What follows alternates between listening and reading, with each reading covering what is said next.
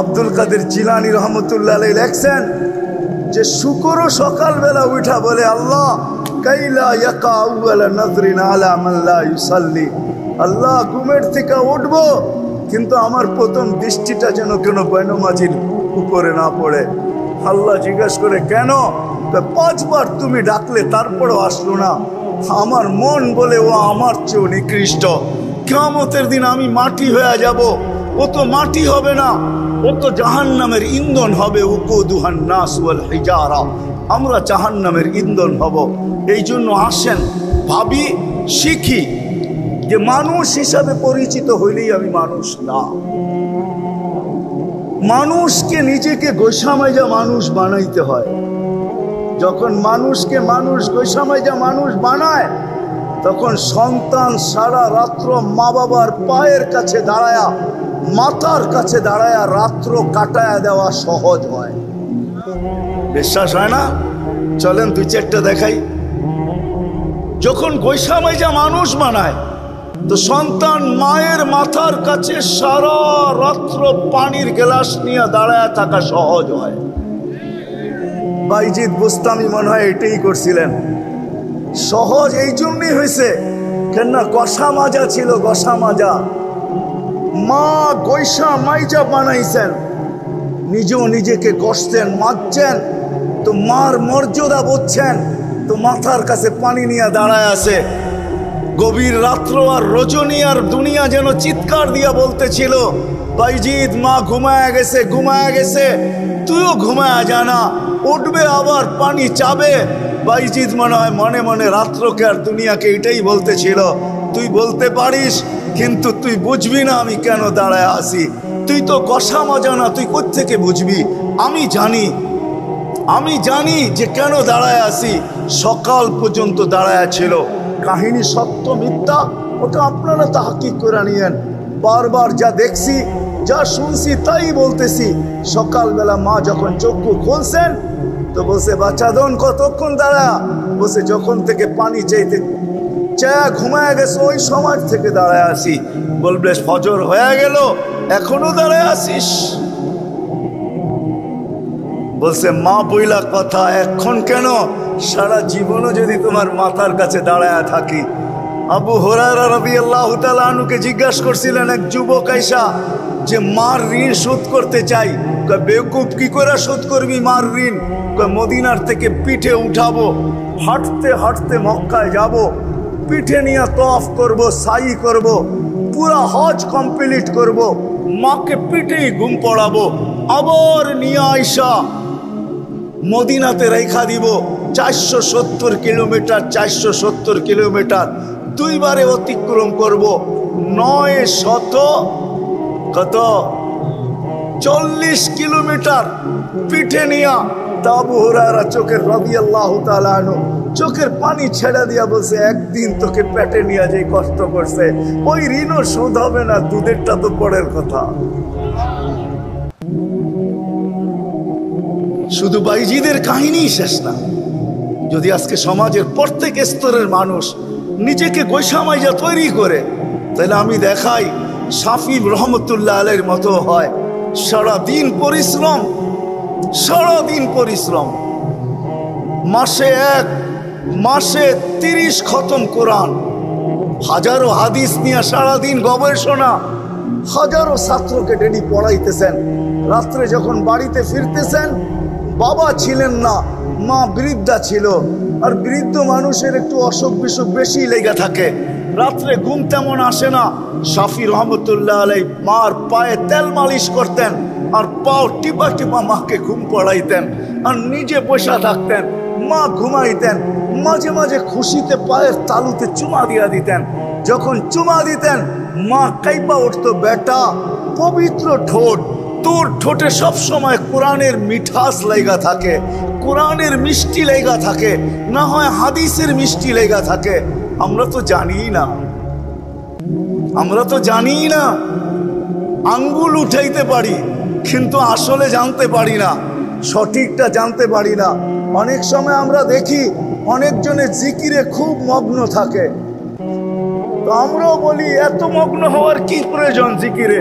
হাঁটতেও তো করতে যায়, চলতেও তো করা যায়, উঠেও তো করা যায়, বসেও তো করা যায়, কিন্তু আপনি ওই মজা কই পাবেন যেই মজা ও পাইছে?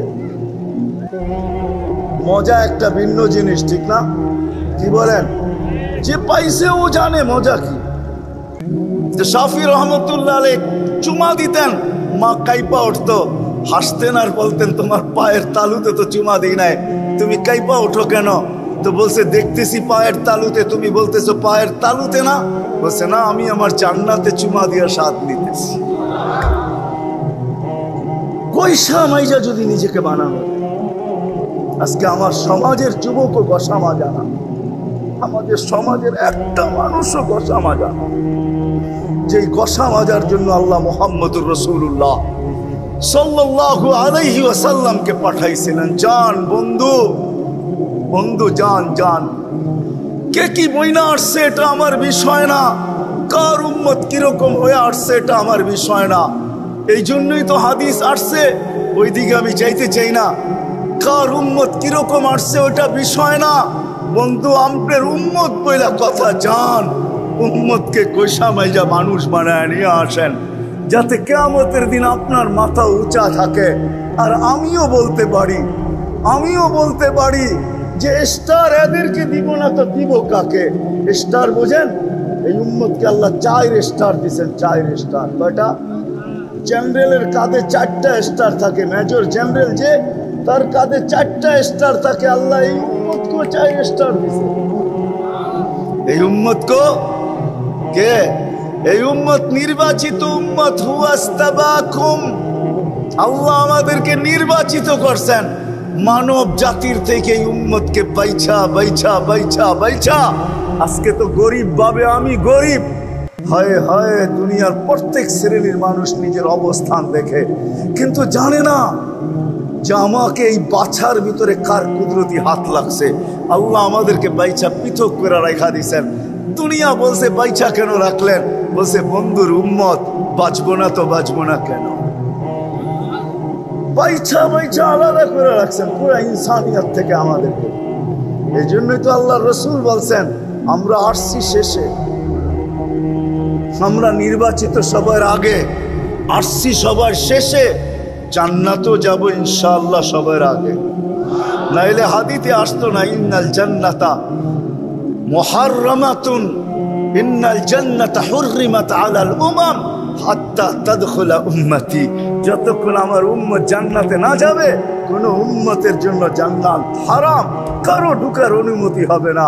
আর আমরা জান্নাতে যখন যাব, এটাও বলে দিয়েছেন জান্নাতের দরজায় কে দাঁড়ায় থাকবে, গেটে কে স্বাগত জানাবে। হয় আল্লাহ রসুল বলছে ইয়াস্তাকবিলুনি উম্মতি রব্বি, রব আমাকে আর আমার উম্মতকে জান্নাতের গেটে স্বাগত জানাবে। কে স্বাগত জানাবে? এই জন্যই আমি কথা এখান থেকে শুরু করছি। মানুষ হিসাবে অস্তিত্ব নিলেই, পরিচিত হলেই মানুষ হয় না, নিজেকে গোসামাজা মানুষ বানাইতে হয়। আসেন চলেন আজকে এই মাহফিল থেকে সবাই অঙ্গীকার করি যে আমি নিজেকে গোসামাজা মানুষ বানাই আল্লাহর কাছে ফিরব। ওয়াদা? বিলকুল। এটার জন্য লম্বা কিছু লাগবে না, এটার জন্যই মুহাম্মাদুর গরিব যেন নিজেকে এতটুকু গোসামাইজা তৈরি করতে পারে যে কিয়ামতের দিন উঠবে, সারা দুনিয়া হিসাব কিতাবের পেরেশানিতে থাকবে, আর ফেরেশতারা গরিবের কানে বলবে ইনতালিকু ইলাল জান্নাতি বিগাইরি হিসাব ওয়ালা কিতাব। তুই গরিব, চল, তুই গোসামাজা শেষ, চল তুই সিধা জান্নাতে চল, তোর জন্য না হিসাব না কিতাব। এতটুক যেন সে গোসামাইজা নিজেকে প্রস্তুত করে নিয়ে যেতে পারে। ওলামাদেরকে জিজ্ঞাসা করেন কতটুক গোসলে মাজলে।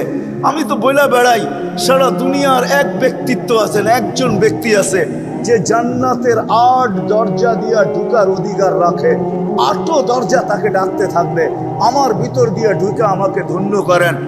আর দ্বিতীয় কোনো ব্যক্তি দুনিয়ায় নাই, পুরুষ নাই, কিন্তু আমার গরিব থেকে গরিব মা বোনরা যদি চায় যে আমি জান্নাতের 8 দরজার থেকে প্রত্যেক দরজার থেকে আহ্বান আসুক, যে ও বোন তুই আমার ভিতর দিয়ে ঢুকে আমাকে ধন্য কর, তাইলে গরিবের থেকে গরিবের মা বোন ওই অধিকার রাখে না, রাখে না?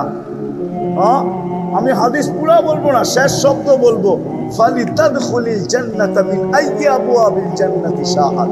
আল্লাহর রাসূল বলছে ওই মহিলা জান্নাতের যেই কোনো দরজা থেকে যেই কোনো দরজা মনে চায় ওটা দিয়ে ঢুকতে পারে। বিদায় মুহাম্মদুর রাসূলুল্লাহ সাল্লাল্লাহু আলাইহি ওয়াসাল্লাম আসছেন গরিবকে গৈসামাই যায় এরকম বানানোর জন্য যে গরিব কিয়ামতের দিন উঠবে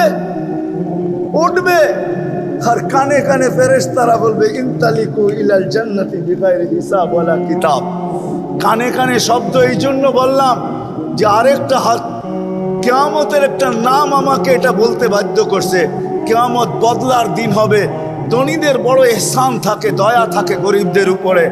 কখনো রমজানে হয়, কখনো সময় সময় হয়, যাকাতের কাপড় হয়, যদিও এক দোয়ায় শেষ, তারপরও তো দেয়, ঠিক না? কি বলেন, দেয় না? কিয়ামতের মাঠ বদলার দিন থাকবে, গরিবদেরকে লুকাই পাঠাবে আল্লাহ। কেননা ধনীরা যদি জানে এগুলা জান্নাতে চলে যেতেছে হিসাব কিতাব ছাড়া, তো একটারও যেতে দিবে না, বলবে যাস কই, বদলা দিয়া যা, দুনিয়াতে না তোদের উপরে দয়া করছিলাম ওটার বদলা। এই জন্য গরিবদেরকে কানে কানে বলবে যাও 500 বছর বার্গার সার্গার খাইতে থাকো। দুনিয়ালারা বড় তোদেরকে দেখায়া দেখায়া খাইছে, বড় ওদের বাড়ির ঘ্রাণ তোদের দিল জ্বলছে। বড় বড় দামি দামি হোটেলের সামনে দিয়ে যাওয়ার সময় আয়না গ্লাসের ওই পারে দেখা গেছে কেউ রোস্ট, কেউ বার্গার, কেউ সার্গার, কেউ গ্রিল, কেউ শিরিল, কেউ কাবাব, কেউ শাবাব সমানে টানতেছে, আর গরিব দেখছে আর দিল জ্বলছে। আল্লাহ বলছে জান্নাতে যা, এখন আমিও গ্লাস লাগাবো, ধনীদেরকে 500 বছর পরে যাইতে দিব, আর তোরা গ্লাসের ওই পারে বসা খালি বড় বড় রান লবি, আর বড় বড় টান দিয়া ওদেরকে এরকম টানের স্টাইল এরকম হবে যেন ওরা বোঝে যে ওদেরকে দেখায় দেখায় মারতেছে। আমি তো বলি ওই সময় হুরেরও আইসা মনে হয় বলবে যে চল না একটু ভিতরে, তুই আসলি একটু দেখা সাক্ষাৎ হোক। তো গরিবরা বলবে সময় অনেক আছে দেখা সাক্ষাতের, পরে আসবো, যা আগে 500 বছর আল্লাহ খায়া নিতে বলতে খায়া নেই, তারপরে তোদের সাথে দেখা সাক্ষাৎ চিরজীবন হইতে থাকবে, এখন খাইতে বলছে খাইতে দে। এরকম নারীকে গোসামাইয়া ওই নারী তৈরি করার জন্য আসছেন আল্লাহর রাসূল রাহমাতাল লিল আলামিন, দুজাহানের বাদশাহ, দুনিয়ারও বাদশাহ, আখিরাতেরও বাদশাহ। হায় সৃষ্টির সর্দার, সৃষ্টির ইমাম, সৃষ্টির ইমাম আসছে, সৃষ্টির সর্দার আসছে, যার সাথে আল্লাহর রাসূলে আল্লাহর মোহাব্বত ছিল। কেমন মোহাব্বত, কেমন মোহাব্বত! কোনো এক সময় অভিযোগ করছিলেন আমাকে কি দিলেন, প্রশ্ন করছিলেন আমাকে কি দিলেন, তো বলছে যা কাউকে দেই না সব তার চেয়ে বড়টা আপনাকে দিছি। বলছে সেটা কি? বলে ইদা যুকিরতা যুকিরতা মাই, বন্ধু আমার স্মরণ যখন হবে আপনার স্মরণ অবশ্যই হবে। এই জন্য কলেমা পূর্ণই হয় না যতক্ষণ পর্যন্ত লা ইলাহা ইল্লাল্লাহর সাথে মুহাম্মাদুর রাসূলুল্লাহ না মিলানো হয়। আযান পূর্ণই হয় না যতক্ষণ পর্যন্ত আশহাদু আল্লা ইলাহা ইল্লাল্লাহর সাথে আশহাদু আন্না মুহাম্মাদুর রাসূলুল্লাহ না মিলানো। গরিবকে গোসামাইজা ওরকম বানাইতে আনছেন নারীকে যেন জান্নাতের 8 দরজা তাকে ডাকে। ধনীকে ওই ধনী গোসামাইজা ওই ধনী বানাইতে আসছেন। হায় হায় তুবাল আমির, রাসূল চিৎকার দিতেছে তুবাল আমির, তোর চেয়ে বড় ধনী, তোর চেয়ে বড় দামি, তোর চেয়ে বড় উন্নত আর কেউ নাই, তুবাল আমির। ধনীকে ওই ধনী বানানোর জন্য আসছেন। হায় হায় আদালতওয়ালাদেরকে গোসামাইজা ওই ব্যক্তিত্ব বানাইতে আসছেন। আমি হাদিস দিতেছি, হাদিস আদলু ইয়াউমিন তাদিলু ইবাদাতা 60 সানা। আদালতে যে বসে আছে সে একদিনের ইনসাফের মাধ্যমে 60 বছর বন্দেগী করার পরে যেইখানে না পৌঁছবে একদিনের ইনসাফে ওই জায়গায় পৌঁছবে। হায় হায় বলে না যে আমরা কি জানি কিসের প্রতিনিধি জানি, জনপ্রতিনিধি। জনপ্রতিনিধির একদিনের ইনসাফ ওইখানে তাকে পৌঁছাবে যেখানে আমার মতো ব্যক্তি, আরে আমি কোন গৌস কুতুব আবাদত করা 70-60 বছরে যেখানে না পৌঁছবে, কোন জনপ্রতিনিধি যদি একদিনের ইনসাফ, হায় হায় ফেরেশতা বলে প্রতিদিন, মাটি বলে প্রতিদিন, সমুদ্র বলে প্রতিদিন, কিন্তু কোরবান জাম আল্লাহর উপরে। আল্লাহ জবাব দেয়, ইনকান আবদুকুম ফাশানুকুম বি, বান্দা তোমাদের হইলে যার মনে যেটা চাই করতে পারো। ইনকান আবদি, যদি বান্দা আমার হয় তো আমি অপেক্ষায় আছি। ইন আতানি লাইলান কাবিলতু, ইন আতানি নাহারান কাবিলতু, আমি অপেক্ষা করতেই থাকবো। দিনে অপেক্ষা করব যে দিনে ফিরে কিনা, আবার রাত্রে অপেক্ষা করব রাত্রে ফিরে কিনা, এরকম দিন যাবে রাত যাবে, আমি অপেক্ষা করতে থাকবো সে ফিরে কিনা। আরে দিন তো পরের কথা, রাত্র যখন আসে শুধু অপেক্ষা করে না, ওলামাদেরকে জিজ্ঞাসা করেন 3 ভাগের 1 ভাগ যখন অতিবাহিত হয়ে যায় আর অপেক্ষার, আল্লাহর সামনে এই কথা বলা ঠিক হবে কিনা জানি না, ওলামা আমাকে ধরে বসবে কিনা জানি না, আল্লাহ আর অপেক্ষা করতে চায় না। মনে হয় প্রথম আকাশে নাইমা আইসা ডাকতে শুরু করে, হাল কে আসিস, মাপ চাস, আমি মাপ করব।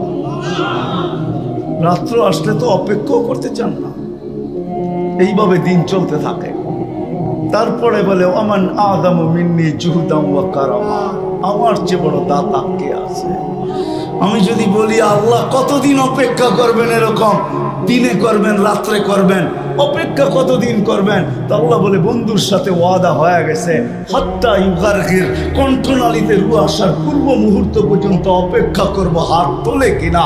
যদি হাত তুলা দিল, হাত তুলা দিতে দেরি, মাপ চাইতে দেরি, আমি মাপ করতে দেরি করব না।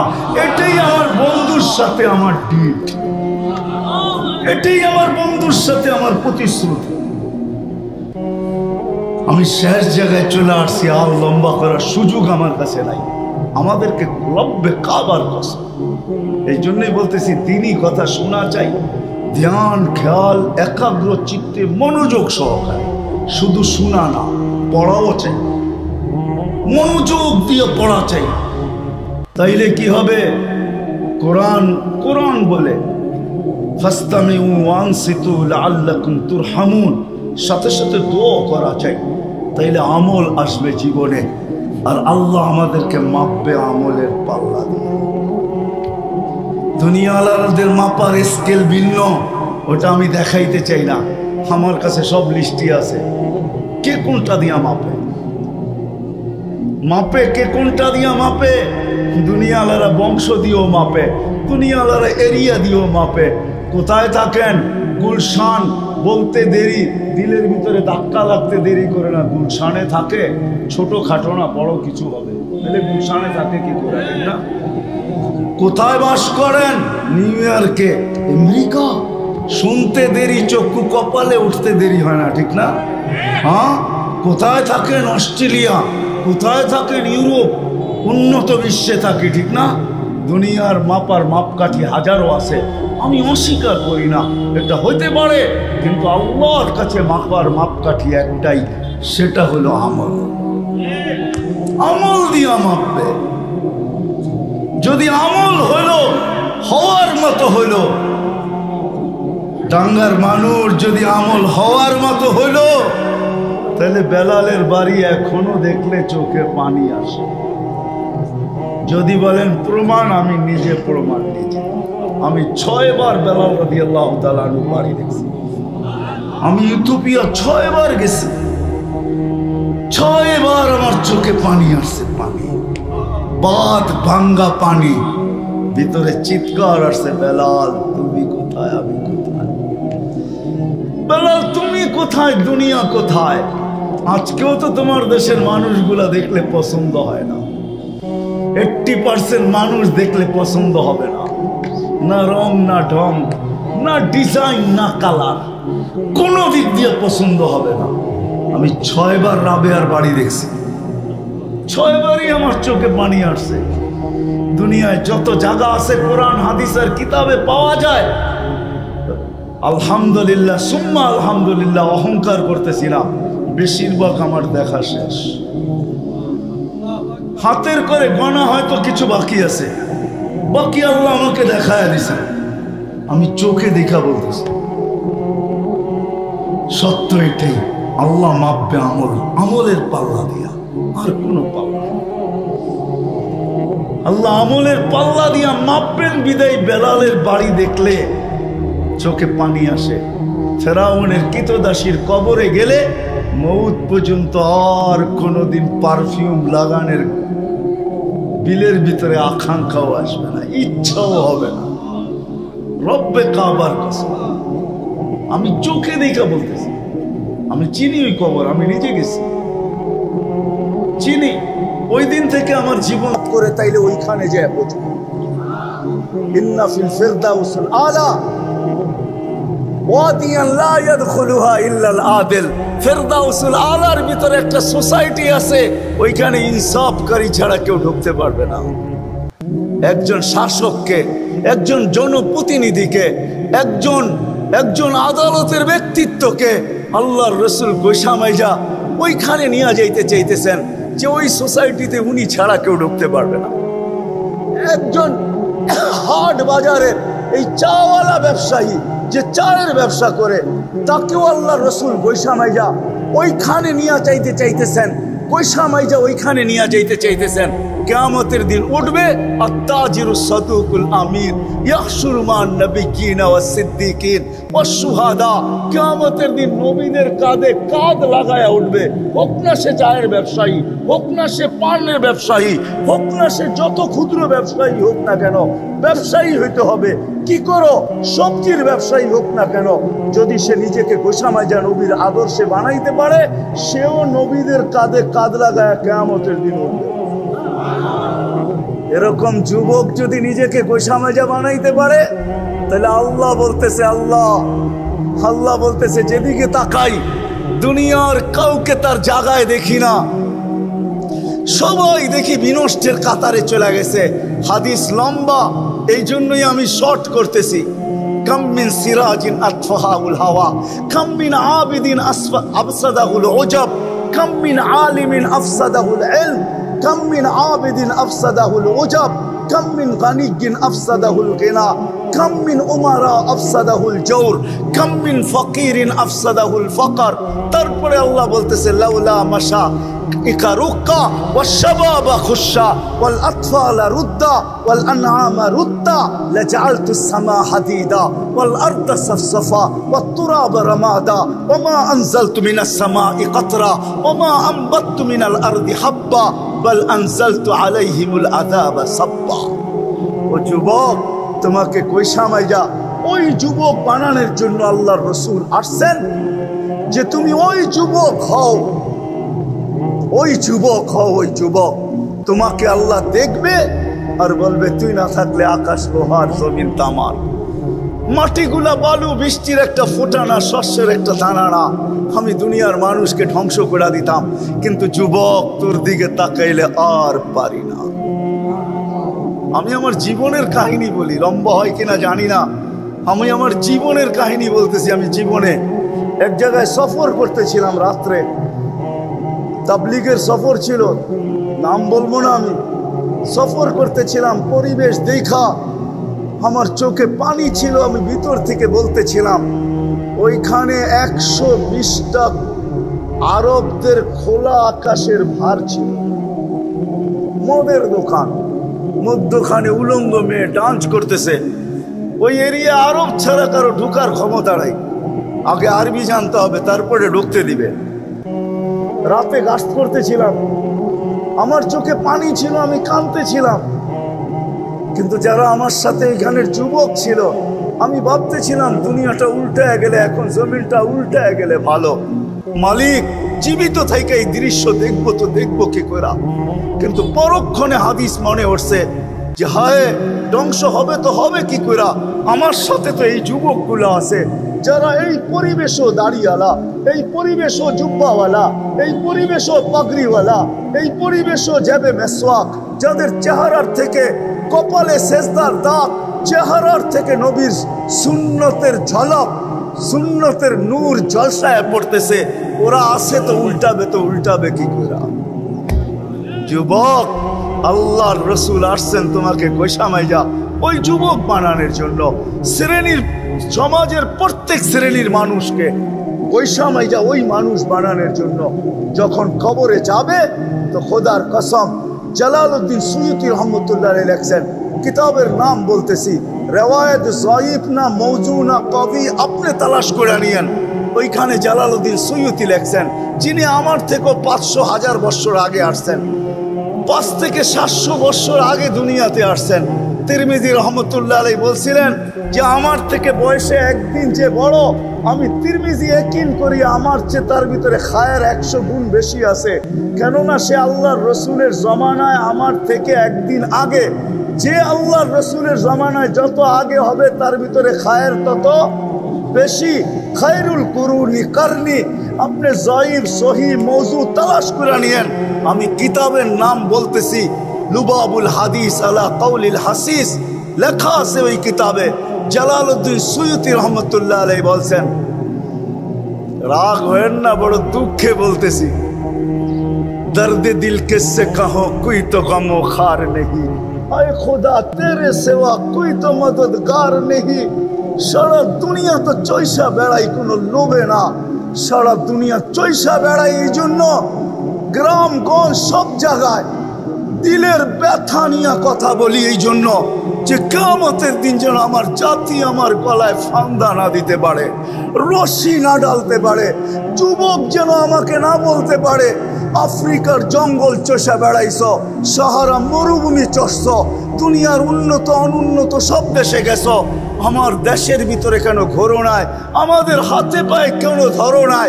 হয়তো হইতে পারতো হাতে পায়ে ধরার দ্বারা আমার কথা, তোমার কথাগুলো আমার দিলে লাগতো, আমিও আমার জীবনটাকে গোসামাইজা ওই যুবকের কাতারে দাঁড় করতে পারতাম, যেই যুবককে দেখলে আল্লাহ বড় লজ্জা পায়া যান, বড় মর্যাদা দেন, বড় খুশি হয়ে যান, আমিও তো তার কাতারে দাঁড়াইতে পারতাম।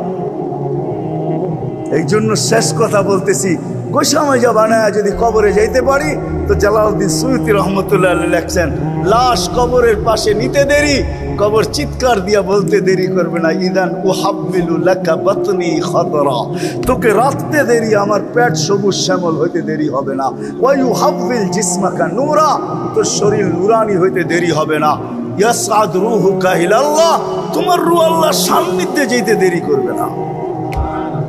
আসেন মুহাম্মদুর রাসূলুল্লাহ সাল্লাল্লাহু আলাইহি ওয়াসাল্লাম, দুরূদ তো আমরা পড়তে চাই না, ঠিক না? হ্যাঁ, আমি বলি আমার এটা থিওরি, সঠিকও হইতে পারে ভুলও হইতে পারে। আজকে যুবক থেকে নিয়ে বৃদ্ধ সর্বশ্রেণীর মানুষকে দেখবেন কোনো না কোনো জয়েন্টে ব্যথা, ওই জয়েন্ট জাম হয়ে আছে, জাম বোঝেন, জ্যাম হয়ে আছে ওই জয়েন্ট, উঠলে বসতে পারে না, বসলে উঠতে পারে না। মসজিদে দেখি যুবকও চেয়ারে নামাজ পড়ে, আরে যুবক তুমি চেয়ারে, কোমরটা ঠিক না, ডাক্তার বলছে চেয়ারে নামাজ পড়তে। কেন জানেন? বকিলের হাত কোনোদিন প্রসারিত হয় না। কি হয় না? হয় নাকি? স্ত্রীর উপরে, সন্তানের উপরে বকিলের হাত কখনো মেলে না, গুটানো থাকে, ঠিক না?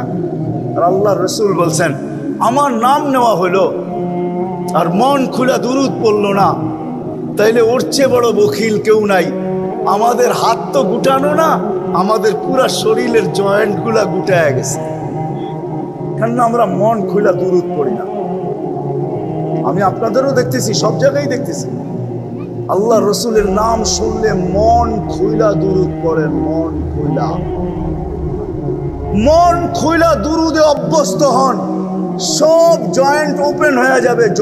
জয়েন্ট আমি প্রমাণ দিতেছি আপনাকে। মসজিদে ঢুকেন কোন দোয়া পড়া?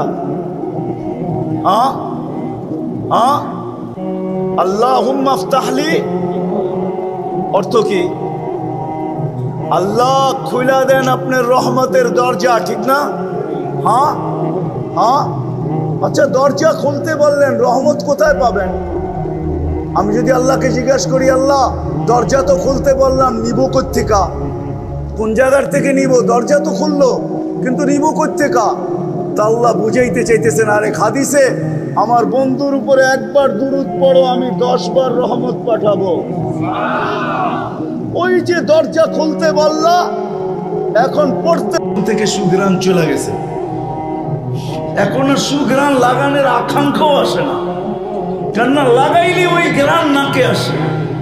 আর সে চিৎকার দিয়ে মনে হয় যেন বলতে থাকে, ওই ঘ্রাণ নাকে লাগার পরে আবার ঘ্রাণ লাগাস তো লাগাস কি করে, সুঘ্রাণ শরীরে মাখিস তো মাখিস কি করে।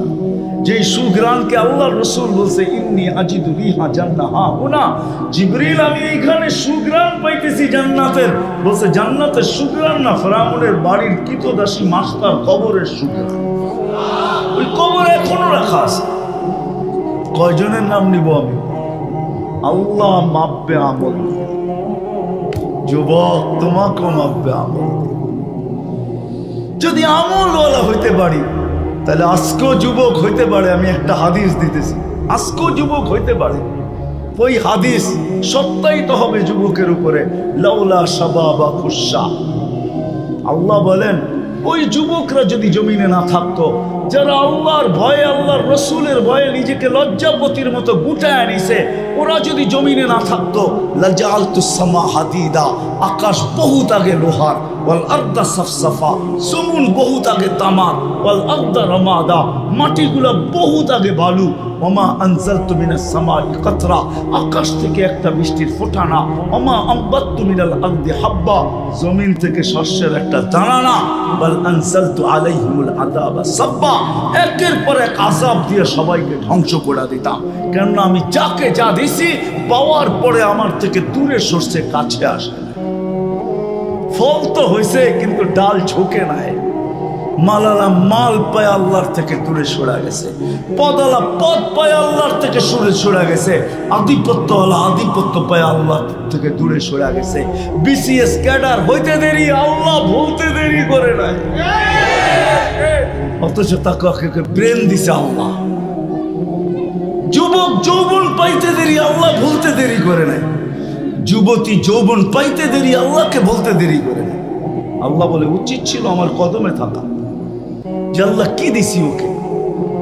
হয় যুবক কখনো ভাবো না, মনে হয় ঠিক না, বাপ্পা কোত্থেকে ভাবতা। তোমাকে যদি আল্লাহ কুস্তর চামড়ার এরকম আবরণ না দিত, যদি না দিত আল্লাহ, তো দুনিয়ার কেউ তার ওড়না পেঁচায়া গলায় ফাঁস নিত না।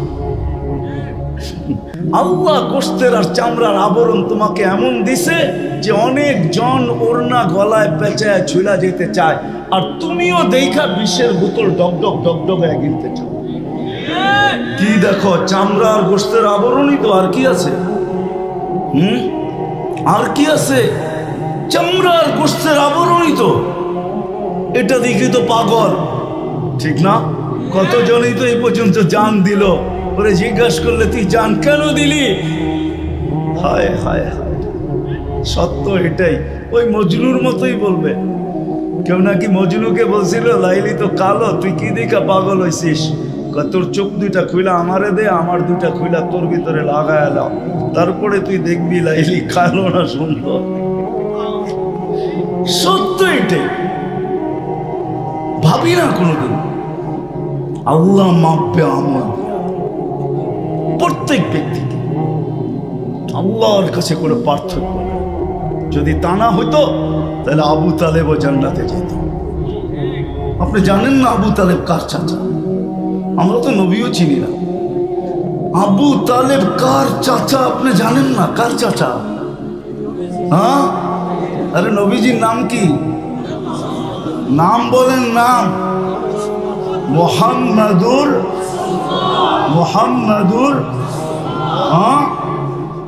মোহাম্মদুর রাসূলুল্লাহ আহমদে মুজতাবা। নাম সত্য বলেন, নাইলে আবার আহমদের আগে কিন্তু আবার আরেকটা লাগায় দিবেন, ভুল করবেন। তাইলে নাম নবীজির চাচা, চিনেন নবীজিকে?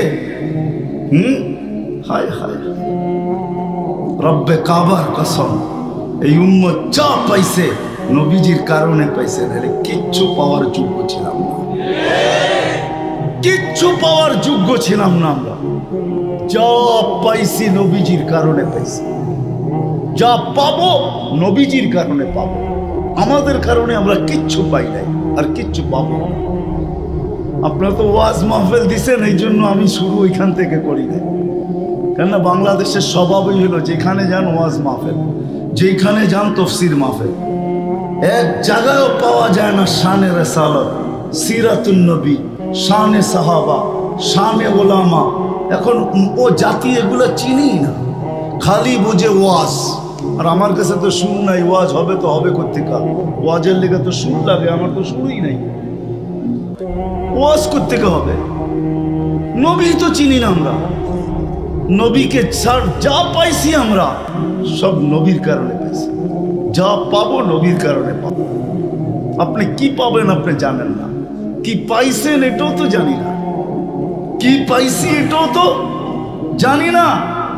কোন উম্মত নাই নামাজ পাইছে এক ওয়াক্তের জায়গায় 2 ওয়াক্তের সওয়াব পাইছে, উলামা আমাকে বইলা দেখা। আমরা 5 ওয়াক্ত পড়ি, 50 ওয়াক্তের সওয়াব পাই, শুধু আমাদের নবীজির কারণে। ছিল 50 ওয়াক্ত, বলছে আপনি না আদর করেন উম্মতকে, ভালোবাসেন, এত খাটাইবেন কি করে? ভালোবাসার পাত্রকে তো মানুষ খাটায় না। আমার নবীজি মনে হয় আল্লাহকে এই যুক্তি দিছেন যে আপনি তো আমার মন বলে, কিতাবি কথা না, আমার মন বলে, এটা নিয়ে আবার কেউ লেখালেখি করেন না। আমার মন বলে আপনারা উম্মতকে ভালোবাসেন, আমার উম্মতকে ভালোবাসার পাত্রকে তো বেশি খাটানো হয় না। আমার উম্মত একদিনে 50 ওয়াক্ত খাটবে, এটা আপনি কি করে সইবেন? আপনি না ভালোবাসেন তো আল্লাহ বলে বন্ধু কমায়া দিলাম। কমাইতে কমাইতে 5 আইনা দিছে, বলছে কমায়া তো দিলেন, সওয়াব কি কমায়া দিবেন? তাহলে ভালোবাসার পরিচয় রইল কোত্থেকে যে সওয়াবও কমায়া দিবেন? বলছে বন্ধু পরিশ্রম কমায় দিছি, সওয়াব কমাবো না, পড়বে 5, সওয়াব দিব 50। সুবহানাল্লাহ। পরে বলেন এটাও ভুল, এটাও 50 5 ওয়াক্তের সওয়াব 50 ওয়াক্ত, এটাও কি কি ভুল? জিজ্ঞেস করেন, আমি দলিল দিতেছি। এটাও ভুল, এটাও কম। আল্লাহ মনে হয় ভাবছেন 50 দিলাম, এটা বুঝি কম দিলাম, তাহলে ভালোবাসা বেশি যে ভালোবাসি এটার প্রকাশ পাইল না। তো বন্ধুকে বইলা দিছে, বন্ধু আপনি বইলা দেন জামাতের সাথে পড়লে আরো 27 গুণ বাড়ায় দেবে। সত্য তো? কি হাদিস ঠিক আছে? হ্যাঁ, তাহলে কয় গুণ হইল? হ্যাঁ, আরে না, 10 গুণ তো আগে আছে, আরো 27 গুণ, তো কত হইল? হ্যাঁ, 270 গুণ। 200 কার কারণে পাইছেন? নবীর কারণে পাইছেন। নবীজির কারণে এক বেলা পড়বেন 227 বেলার সওয়াব পাবেন। 5 বেলা পড়বেন, এবার 5 দিয়ে পূরণ করেন 227, 70কে। রমজান হইলে তো কথাই নাই। এরকম রমজান পাইছেন কোন উম্মত পাইছে কিনা বলো?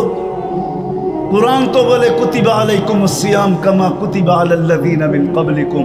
তোমাদের পূর্বেও রোজা ছিল, এখনো রোজা আছে।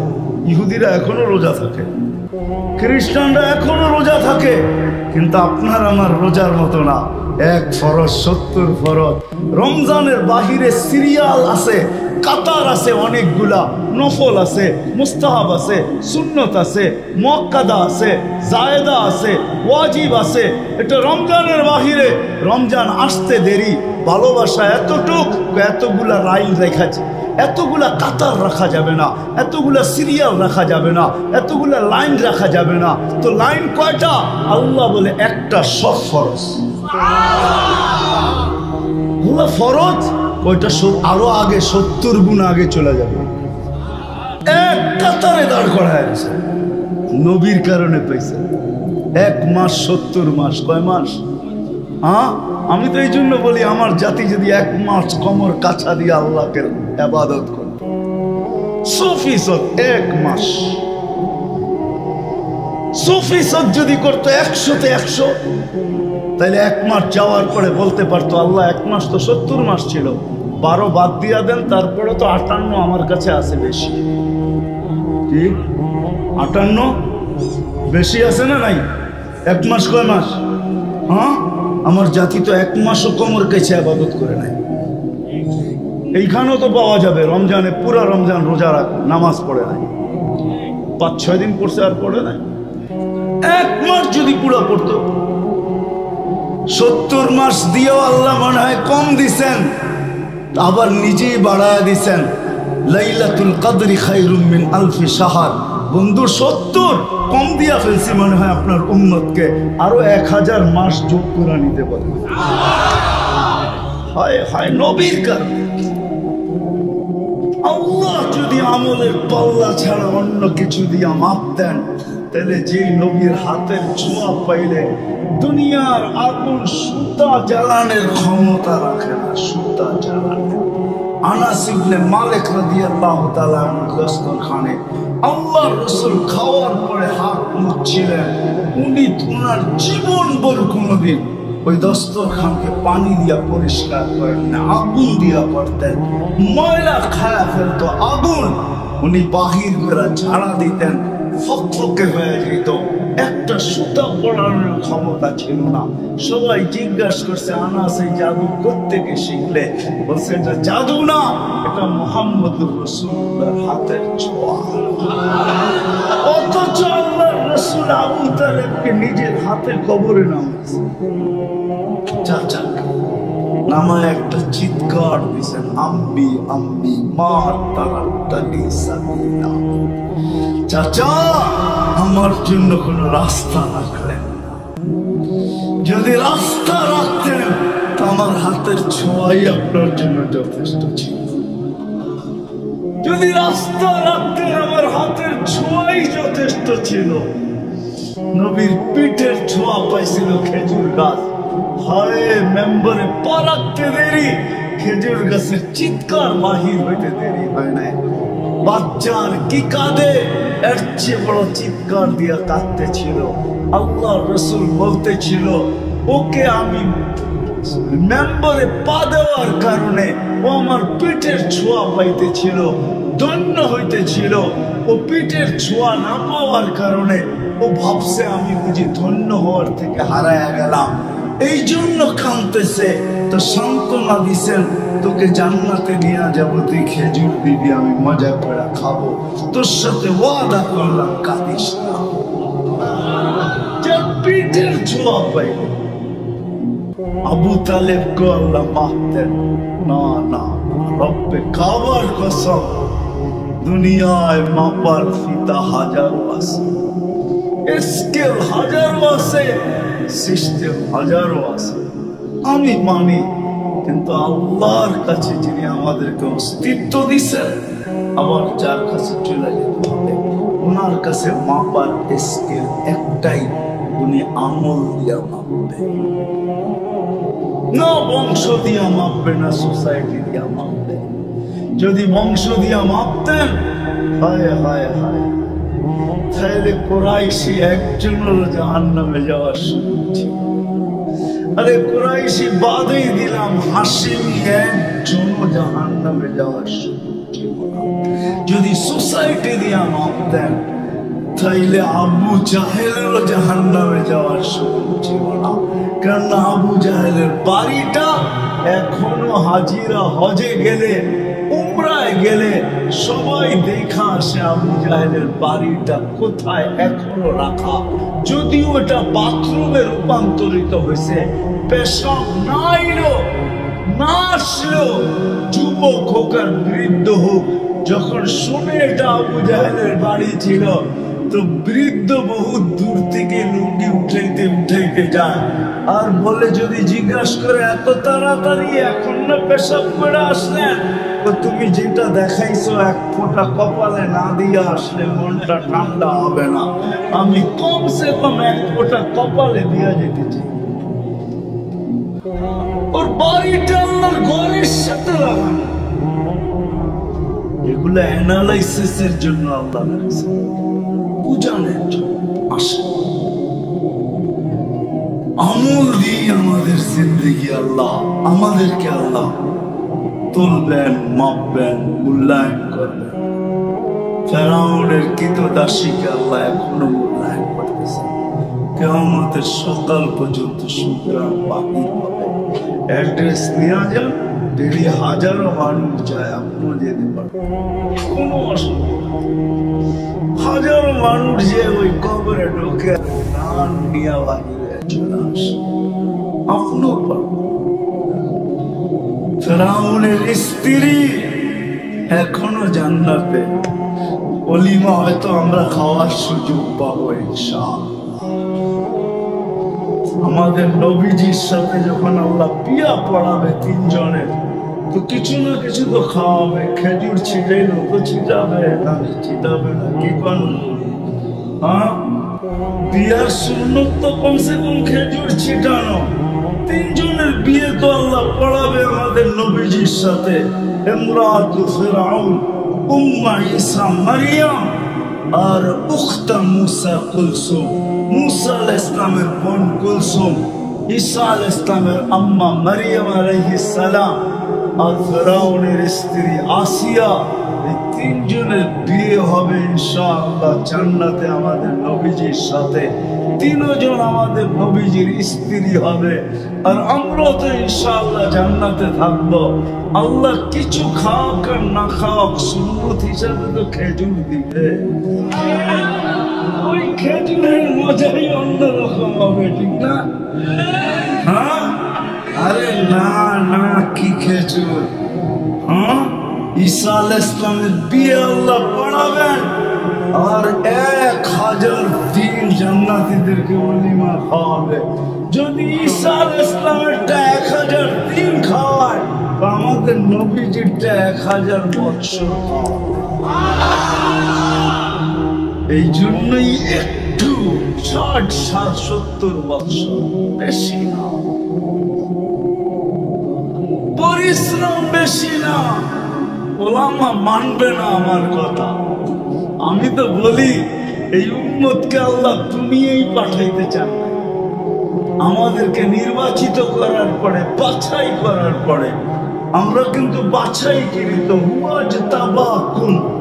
আল্লাহ আমাদেরকে বাছাই করছেন উম্মতে মুহাম্মদী হওয়ার জন্য। আল্লাহ বাছাই করার পরে জান্নাতে পাঠায়া দেওয়া দরকার ছিল, কিন্তু আল্লাহ আমাদেরকে দুনিয়ায় পাঠাইছেন কিয়ামতের দিন যেন কেউ আঙ্গুল না উঠাইতে পারে। কান্না শুহাদা আলান নাস, কিয়ামতের দিন আমরা সমস্ত উম্মতের উপরে আল্লাহর পক্ষে সাক্ষী হিসাবে আল্লাহর পাশে স্টেজে দাঁড়াবো।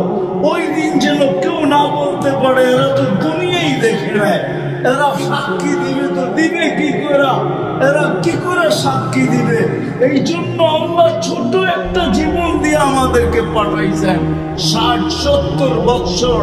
আবার ওইটার থেকে 2 পর্বে আল্লাহ মাফ করে দিয়েছেন। 2 পর্বে, প্রথম পর্ব হলো যতক্ষণ পর্যন্ত প্রাপ্ত বয়স্ক না হয়, এই 15 বছর কারো হিসাবের ভিতরে আসবে না, কারো বিরুদ্ধে যাবে না, মাফ, মাসুম, নিষ্পাপ। এটা হলো প্রথম পর্ব মাপের। দ্বিতীয় পর্ব, আমরা 24 ঘন্টা যতক্ষণ ঘুমায় থাকি কলম উঠায় ফেরেশতা বসে থাকে। রুফিয়াল কলম আনিন নাইম হাত্তা ইস্তাইকিজ। যতক্ষণ পর্যন্ত ঘুমের থেকে না উঠবে, কলম আমার বিরুদ্ধে কিচ্ছু লিখবে না, পক্ষে লিখতে পারে। 2 পর্বে আল্লাহ আমাদেরকে মাফ করে দিয়েছেন, আর রইল তো রইল কতটুকু। এই জন্যই আমি বলি আল্লাহ অল্প সময়ের জন্য পাঠাইছেন, শুধু প্রমাণ দাঁড় করানোর জন্য।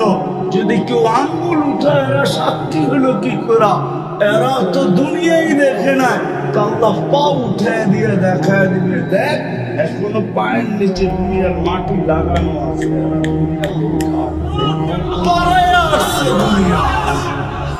এই জন্য আমাদেরকে দুনিয়ায় পাঠাইছেন, নাইলে এই উম্মতকে পাঠাইতেন। আবার কখনো প্রোগ্রাম করেন ওরকম শোনা যাবে না।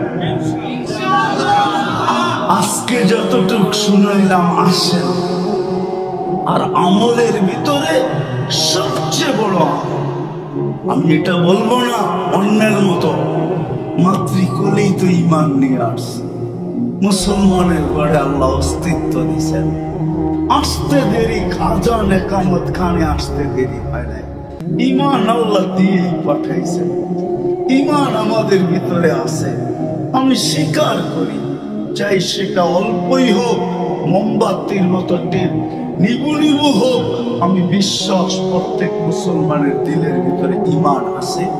ঈমানের পরে সবচেয়ে বড় আমল যেটা, সেটা হলো 5 ওয়াক্ত নামাজ। আজকের থেকে যদি আমরা অঙ্গীকার করি যে আজকের থেকে কোন অবস্থায় যেখানে থাকি ওইখানে দাঁড়ায় যাব, ফ্যাক্টরিতে আসি তো ফ্যাক্টরি, দোকানে আসি তো দোকান, হাটে আসি তো হাটে, বাজারে আসি তো বাজারে, রোডে আসি তো রোডে। আর বাংলাদেশের মতো দুনিয়াতে কোনো দেশ নাই যেখানে কদমে কদমে আমি ঘুরা বলতেছি। আল্লাহ তো আমাকে কম দেখান নাই, 7 মহাদেশ দেখা ফেলছি, আরেকটা নতুন হইলে হয়তো যেতে হবে, কিন্তু পুরান সবকটা দেখা শেষ। 7 মহাদেশ তো দেখা ফেলছি। মহাদেশ বলবে এই লোকটা আমার কাছে আসছিল, শুধু মহাদেশ বলবে না, মহাদেশের আকাশও বলবে আমার উপর দিয়ে উড়ে গেছে। আল্লাহ 7 মহাদেশ দেখা ফেলছে। বাংলাদেশের মতো মসজিদ দুনিয়ার কোথাও নেই। হ্যাঁ সত্য এটা, বাংলাদেশের মতো দুনিয়াতে, বাংলাদেশের মানুষের মতো মানুষ কোথাও নেই। আমার তো মনে চায়, আমি পারি না আপনাদের পায়ে চুমা দিতে, মনে চায়। দুনিয়া ঘুরার পরে, এর আগে না, ওলামা আমাকে কি বলবে না না বলবে আমি জানি না, এরকম আসে আল্লাহ দুনিয়ার কোথাও আমি পাই নাই। কোন সামিয়ানা নাই, নিচে শুধু চাটাই পর্যন্ত নাই, মাটিতে লেপটি পাইতা বৈশা আল্লাহ আল্লাহ রসুলের কথা এতক্ষণ শুনে, দীর্ঘ রাত পর্যন্ত শুনে, ফজর পর্যন্ত শুনে, সারা রাত্র শুনে, এরকম দুনিয়ার কোন দেশ পাই নাই আমি। এশারের পরে আধা ঘন্টা কাউকে বসানো যায় না। আমাকে বুঝাইতে হবে না, আমি দুনিয়া ঘুরা বলতেছি, মিডিয়া দেখা বলতেছি না, আমি তো চোখে দেখা বলতেছি। আল্লাহ আমাকে নিয়ে গেছেন, কম তো দেখি নাই দুনিয়া, তাহাদিসে নেয়ামত বলতেছি, 99টা দেখা শেষ, কালকে 1 রান বাকি। সেঞ্চুরি হওয়ার জন্য দোয়া করেন, তখনও সুযোগ হইলে ওই রান পিটায় আনিব না ইনশাআল্লাহ। আবার হইতে পারে এক বলে 6 রানও হইতে পারে, আছে আমাদের সিস্টেম আছে, 1 সফরে 5টাও হইতে পারে। 2008-এ 1 সফরে আমার 25 দেশ হয়েছে, এন্টার ইউরোপ আমি সফর করছি 2008। এরকমও তো হইতে পারে। দোয়া করেন, বাংলাদেশের মানুষের মতো ভালো মানুষ দুনিয়ার কোথাও পাই নাই। এই জন্য বলতেছি, আমার মনে চায় আপনাদের পায়ে চুমা দিতে। এরকম আশেক আমি কোথাও পাই না। আল্লাহ আল্লাহ রসুলের কথা শুনে এরকম কোথাও পাই না। আমার মনে হয় এই জন্যই আমাদের দেশটা বেঁচে আছে।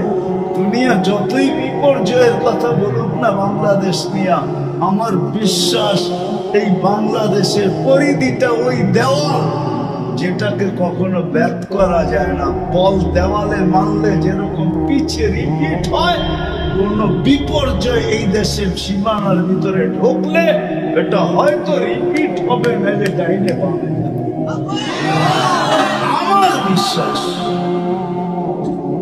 আমার কাছে প্রমাণ আছে, প্রমাণ দিয়ে বলবো, কোরআন হাদিসের না বাস্তব প্রমাণ দিয়ে। করোনা যখন আসছিল সারা দুনিয়া চিৎকার দিছে, এর সাথে সাথে আমাদের দেশের কিছু মানুষের সুর মিলাইছে, তাল মিলাইছে। এমন বিপর্যয় হবে বাংলাদেশে, দাফন করার মতো লোক পাওয়া যাবে না। যখন করোনা চলে গেছে, সারা দুনিয়া বলতেছে তোরা এটাকে প্রতিরোধ করলি তো করলি কি করে। সারা দুনিয়ার ভিতরে করোনা প্রতিরোধ করার ভিতরে বাংলাদেশের নাম WHO-তে 1 নম্বরে। ওরা আজ পর্যন্ত খুঁজতেছে কি দিয়ে প্রতিরোধ করলো, আমার মনে চেয়ে যে বইলা দিতে যে আমাদের গ্রাম দেশে যারা ফার্মেসি চালায় ওদের কাছে গেলে ওষুধ পাইবা যে ওরা কি দিয়া প্রতিরোধ কেননা গ্রাম দেশের ফার্মেসিয়ানদের ওষুধ দিয়ে প্রতিরোধ হয়ে গেছে, ঠিক না? কি বলেন? সত্য তো? হ্যাঁ, গেছে কইছে কাউকে বলিস না, দিয়া দিলাম খায়ালিস ভালো হয়ে যাবে। বললেই বলবে করো না, বললেই বলবে টেস্ট করো, টেস্ট ফেস্ট লাগবে না, ভালো হয়ে গেছে আলহামদুলিল্লাহ সারা দুনিয়ার ভিতরে। তাইলে এর চেয়ে বড় প্রমাণ কি চান? 7.8 ভূমিকম্প আইসা তুর্কিকে শোয়া রেখা গেল। আমাদেরকে এর আগে 2013-তে 31st নাইটের পরের দিন 7.8 ভূমিকম্প ঢাকায় আসে, কিচ্ছু হয়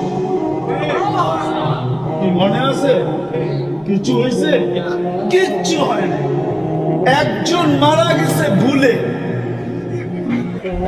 হ্যাঁ হ্যাঁ, মনে হয় বুঝেন নাই, ও নিজে নিজে জানলা দিয়ে লাভ দিয়ে মরছে, ও বুঝে মারা গেছে, কিচ্ছু হয় নাই। বুলবুল নিয়ে আসছিল মহা বিপদ সংকেত, ঠিক না?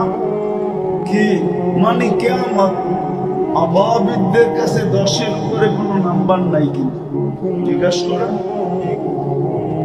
লাস্ট নাম্বার 10, ওটা বুলবুলের সময় ছিল। আপনি তো ডাঙ্গায় ছিলেন, আমি তো যেখান দিয়ে বুলবুল ঢুকছে ওইখানে ছিলাম। ওই রাত্রে আমি পাথর কাটা ছিলাম।